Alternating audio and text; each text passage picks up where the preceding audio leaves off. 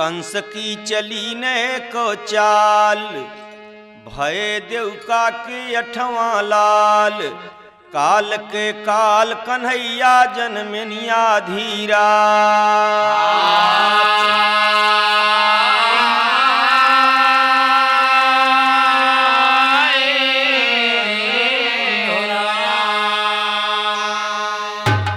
ललन मालहगर गोकुल नगरी, काल के काल कन्हैया गैलन हिरन।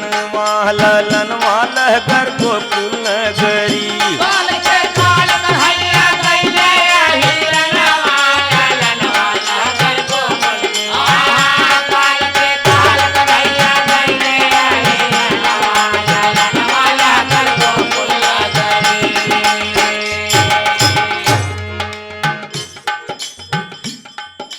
भादों बदी अष्टमी नक्षत्रोहणी दिन बुधवार सुनो। आधी रातन कंड घटा घन घेर के सिंधियार सुनो। रिम झिम झिमक झिमक जल बरसे गरजे घन गरियार सुनो। को जागिर भई देव का भय कृष्ण करतार सुनो।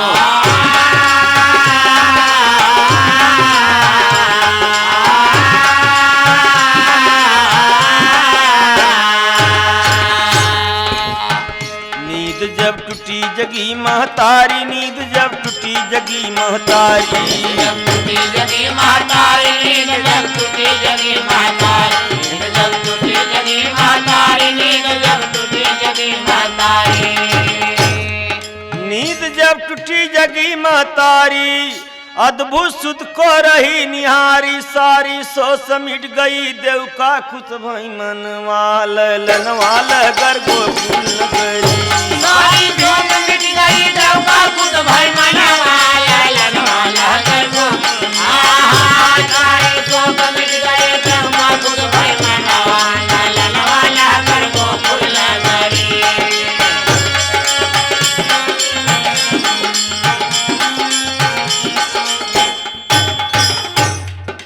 खड़े सामने नारायण जी चतुर्भुजी माधव मधुकर।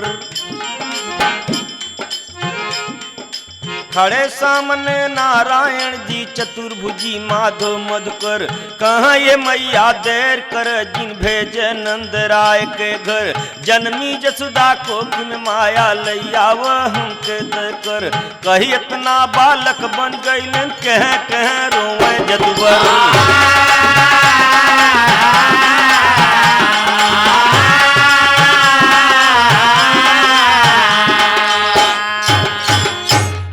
खुशी तो पेट में नहीं समाई, माँ के अपार खुशी बा।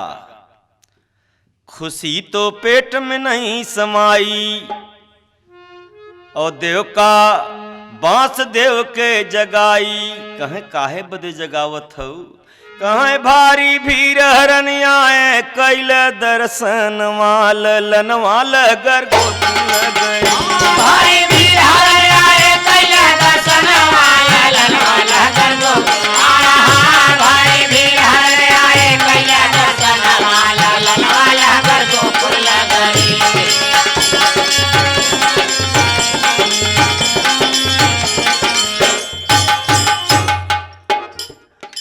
जागी गए बस देव निरख सुत। मन में खुशी मनाई जी। हाथ जोड़ की करें वंदना। देव का कहें समझाई जी।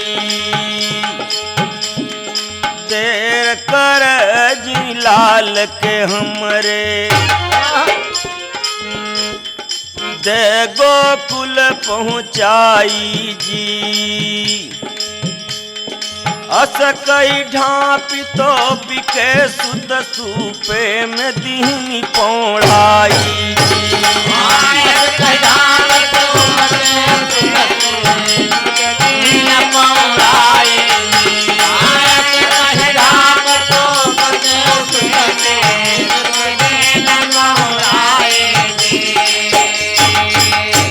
सूपे में बच्चा लेटाए दहीन। कहें लेके जा ए बाबा नंद कहीं दैया बच्चा के।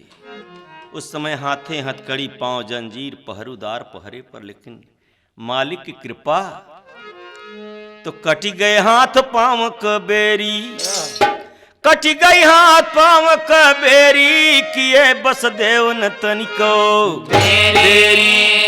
जब लेके चलत हैं बच्चा के सूप में, तो भेरी देव बजावे बरसावे सुमन माल लनवाल गर गोकुल गरी। भेरी देव बजावे बरसावे सुमन माल लनवाल गर गोकुल। भेरी देव बजावे बरसावे सुमन माल लनवाल गर गोकुल गरी।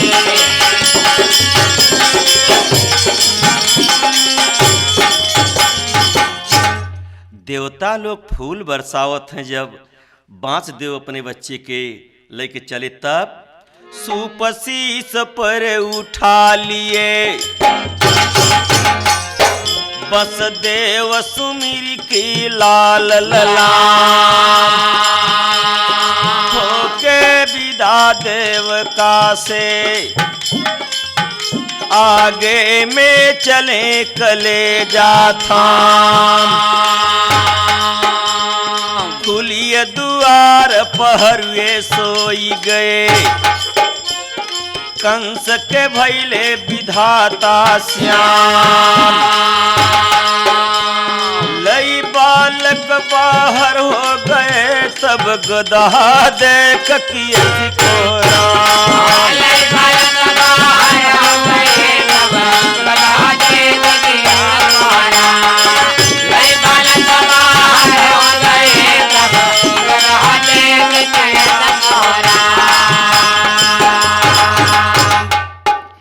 भैया सारे नगर के लोग सब सोवत हैं, लेकिन एक गदहा बड़ी जोर से हल्ला मारे से कृष्ण भगवान स्वयं गदहा के मम्मा कहा।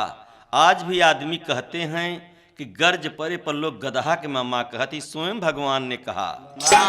कृष्ण जी बोले सुना जवान, गदहा मम्मा जिन्हों हैरान, हरे शान तोर बड़ी है मम्मा, जब देखबे भयन वाला लन वाला गर गोकुल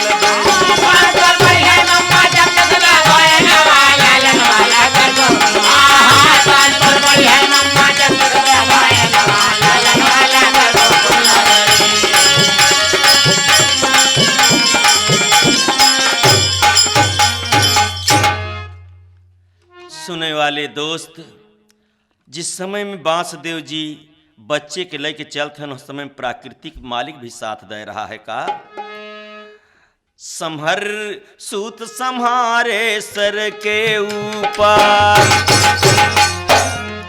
दामिन दमक दिखावे रास्ता,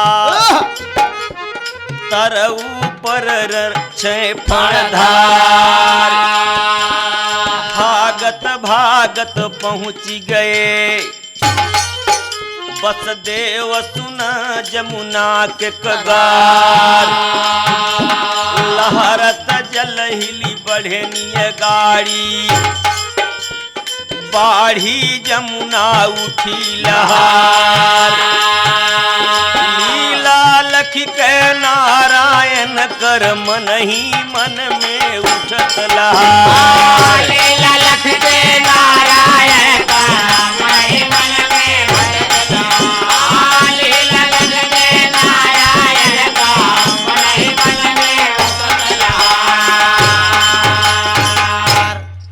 बड़े भाई, जब बांसदेव बच्चे के लेके जमुना में, उस समय जमुना पूरा बाढ़ पर है, पूरा दरिया भरी पानी से।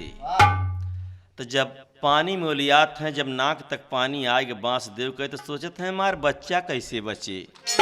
तो जल लखी बाप गए घबराई, जल लख बाप गए घबराए हो, जल लख बाप गए घबराए।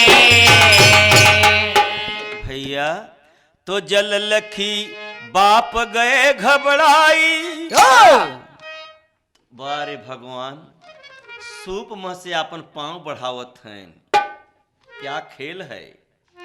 तो जल लखी बाप गए घबराई, तो बेटवा नीचे पैर झुलाई।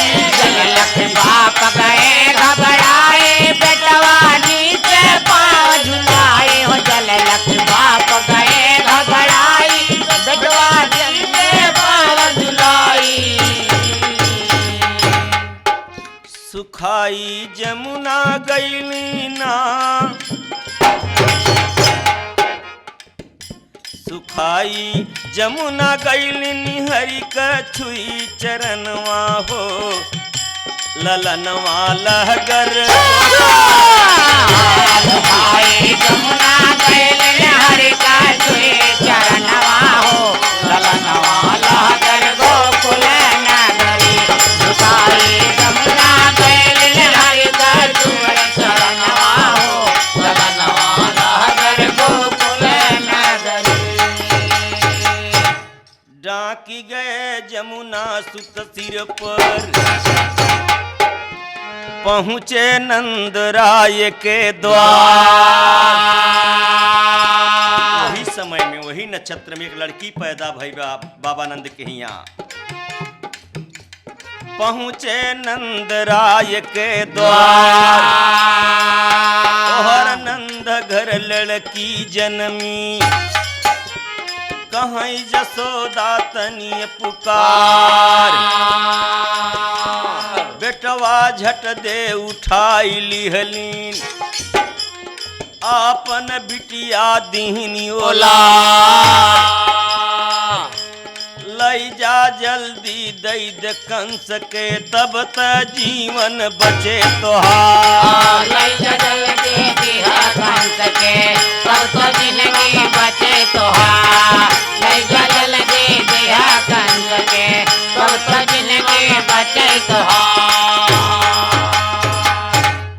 जसोदा माँ ने कहा, भैया ये बच्ची हमार लई जन है, तोहार जिंदगी न बचे। आज संसार में सुने वाले मित्र आप अंदाजा लगावें, लड़का लड़के और लड़की दे दी। ये खेल निराली बात दुनिया के अंदर जल्दी कोई कर नहीं पा रहा है। लेकिन आपके समझे के बे बात, उस समय में देवता जय जयकार करते हैं, बार जसोदा माई। धन धन कहें जसोदा माई, धन धन देवता कहें समझाई। तो है यस के उन जसोदा माई। अरे लड़की दई भगतन का कैलू दुख हरन वाल लनवाल गर गोकुल नगरी। लड़की दई भगतन का कैलू दुख हरन वाल लनवाल गर गोकुल। लड़की दई भगतन का कैलू दुख हरन वाल लनवाल गर गोकुल नगरी।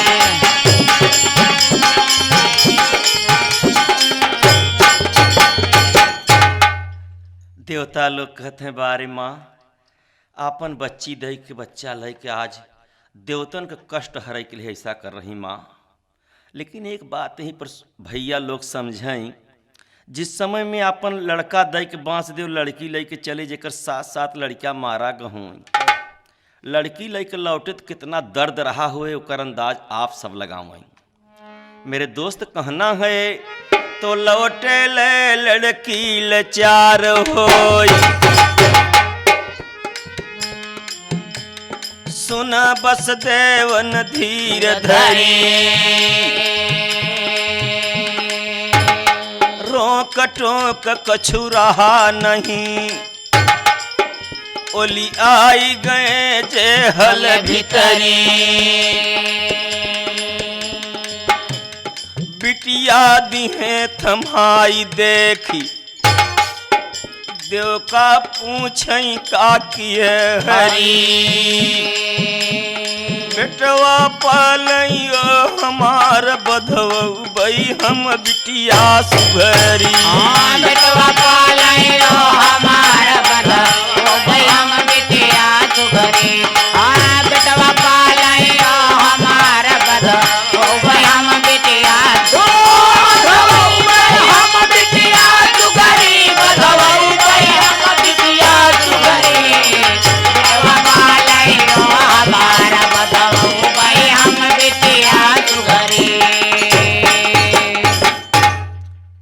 वाले मित्र माँ रो रही है, कितनी सुंदर बेटी। भैया हमारे 7 बच्चा मारे हैं तो काय के छोड़ दें। सुने वाले मित्र बहुत मारोवत हैं। देवका जी बिरहा तो देवका रोवे करे बिलाप, देवका रोवे करे बिलाप, कहें कि हाय रे माई ई का करम में हमारे लिखे है विधान वाला लनवाला गर गोकुल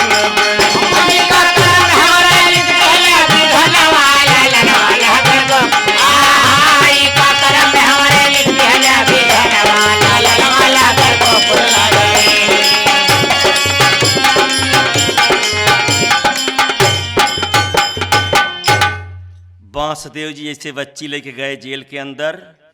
पहरुदार सब जाग गए, ड्यूटी करने लगे। हाथ पांव में जंजीर बेरी सब लग गई। तो बांसदेव जी और देवका जी दोनों जने आपस में बतियात हैं। तो आपस में बतलाई दोनों जन तनी वहर कसुन खबरिया सोवत कंसा देखनी एक सपना, जना करिया भैल बदरिया वही बदरी से बालक निकले सुघर रूप संवरिया राम, चढ़ी छाती पर गटई दाबे जागी गवाय सुररिया राम।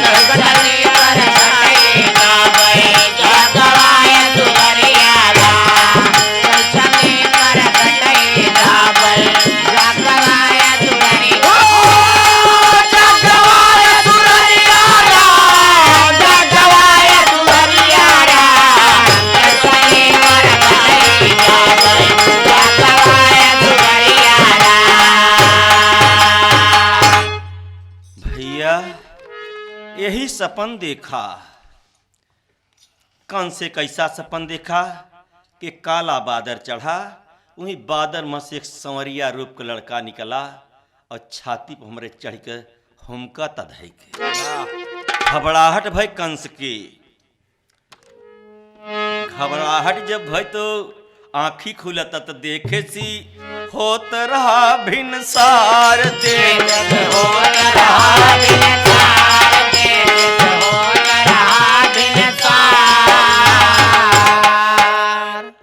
तो देखे सी होत रहा भिनसार, महल में गवा दौड़ के बहन से कह कि बालक लैया मोरे समनवा ललनवा लगर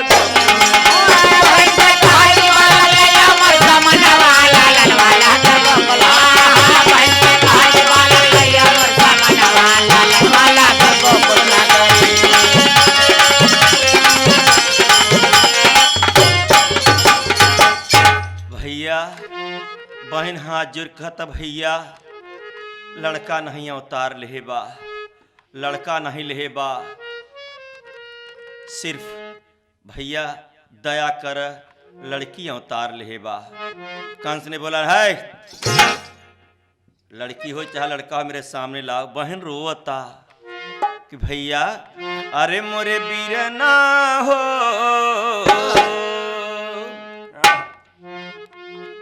हाथ जोड़ी की कहली बहनिया मान बात हमार, अरे मोरे वीर ना हो। भैया गोदिया में हमारे बिटिया लिए बयो तार, अरे मोरे वीर ना हो।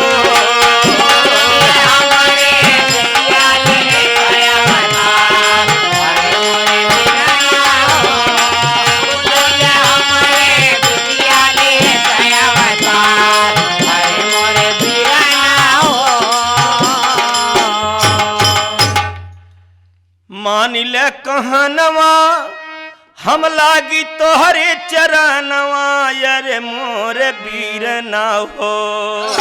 बेटवा होते त देते सौख से मारी अरे मोरे बीराना हो बेटवा होते तो देते सौख से माँ अरे मोरे बीराना हो बेटवा होते तो देते सौख से माँ अरे मोरे बीराना हो बहिनी पर विचार जिन विसार मोरे बीरना हो बार बार चरणन में जाई बलहारी अरे मोरे बार बार चरणन में जाए बलिहार अरे मोरे बीरना हो बार बार चरणन में जाए बलिहार अरे मोरे बीरना हो भैया दया कर दे बीरन 7 बच्चा मारे ई बच्ची है पर दया कर दे भैया लेकिन वह हत्यारा कंस अभिमानी कंस नहीं माना जबरदस्ती छीन लिया बच्ची को जबरदस्ती छीन के जब पटकई बदे केस तो लड़की हाथे से छटक के आसमान में जाता सुने वाले दोस्तों कहना है तो लड़की कंस के हाथ से छूटी और नभ में बोले बात बिस्कुटी आवाज आवता ऊपर से अपने मम्मा का हथवा उपार के भाग गई आवाज आवता काई मम्मा धीरे दे तोर जन्मा दुश्मन वाल लनवाल कर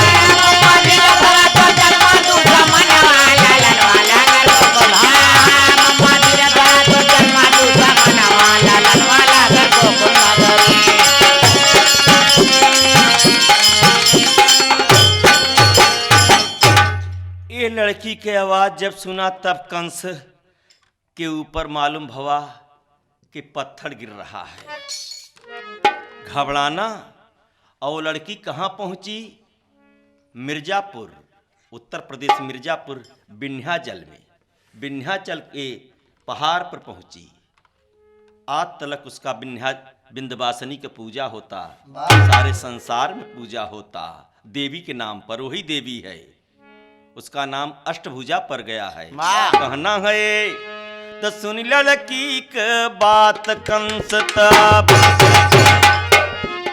जी में बहुत डरान सुना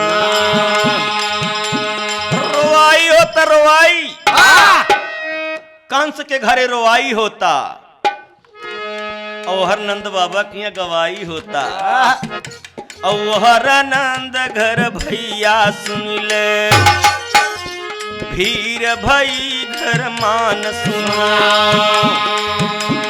बरहु बाजा बाजई बाबा नंद लुटावे दान सुना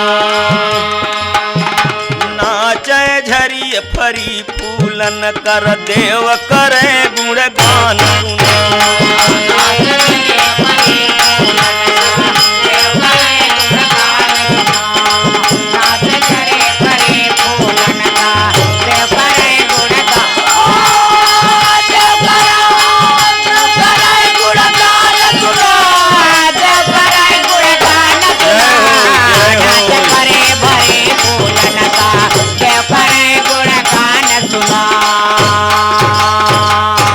बड़ी खुशियाली और जब लड़का के खुशियाली बच्चा के खुशियाली होत तो पूर्वी लोग गीत भी होई लागत सोहर और सोहर होई लागत औरतन के दम भी आ जात गोइया तोहरे त जन में लालनावा मन का मानवा लाल जाई हो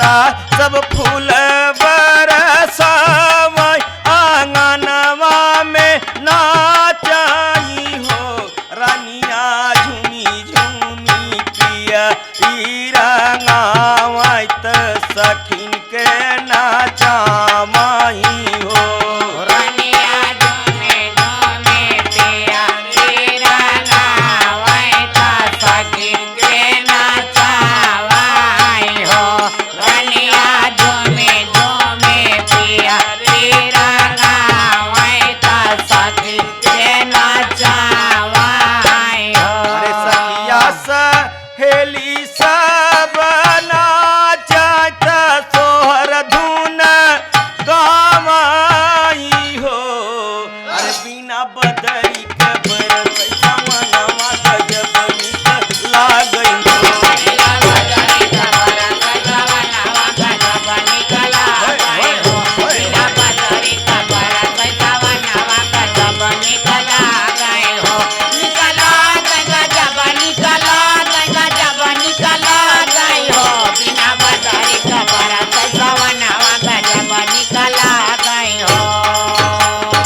अरे मोरे रामा बदरी बिना बार सही समानावा हो गुजरिया सोहर गावई देवता फूल बरसावई हो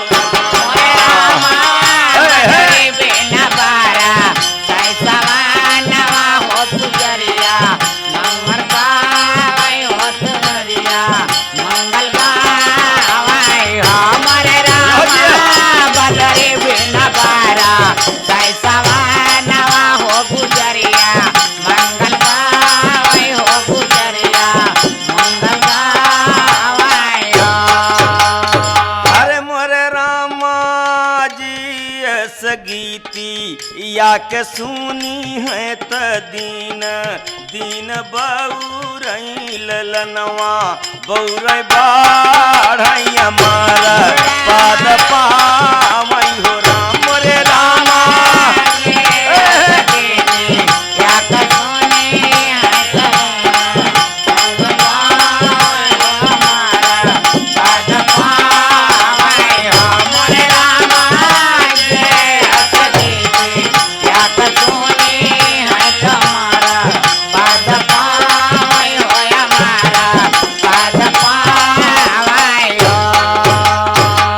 तो गोकुला मचा कोलाहल भारी गीत गावे के जुटे नर नारी हरे सोहागिन सोहर गाँव जसोदा दे कंगनवा लालन माला गर